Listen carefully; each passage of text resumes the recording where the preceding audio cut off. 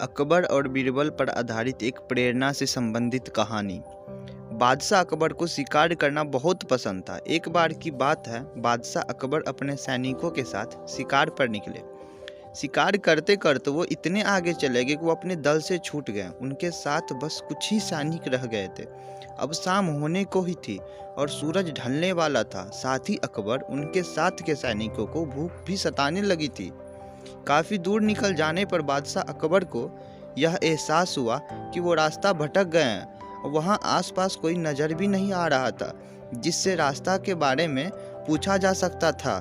थोड़ी दूर और चलने पर उन्हें एक तिराहा नजर आया। बादशाह अकबर यह देखकर थोड़ी खुशी हुई कि चलो, इनमें से कोई ना कोई रास्ता राजधानी तक तो जाता ही होगा। लेकिन सभी से उलझने में थे कि किस रास्ते पर चला जाए। तभी सैनिकों की नज़र एक किनारे खड़े एक छोटे से लड़के पे पड़ी।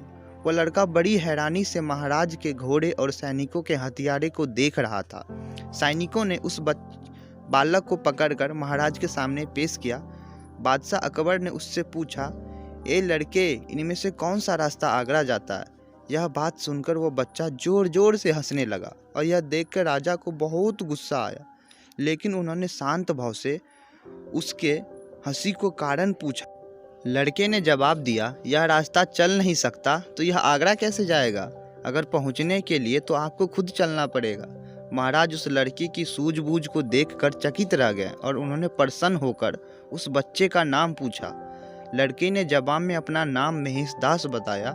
महाराज ने उसे इनाम में सोने की अंगूठी दी और दरबार में आने का न्योता दिया। उसके बाद बादशाह अकबर ने लड़के से पूछा कि क्या तुम मुझे बता सकते हैं कि किस रास्ते पर चलने से मैं आगरा पहुंच जाऊंगा? लड़के ने बड़ी ही शालीनता से यही रास्ता बताया और महाराज अपने सैनिकों के साथ आगरा की ओर चल पड़े। यही लड़का बड़ा होकर बीरबल के नाम से प्रसिद्ध हुआ और बादशाह अकबर के नवरत्नों में से एक कहलाया।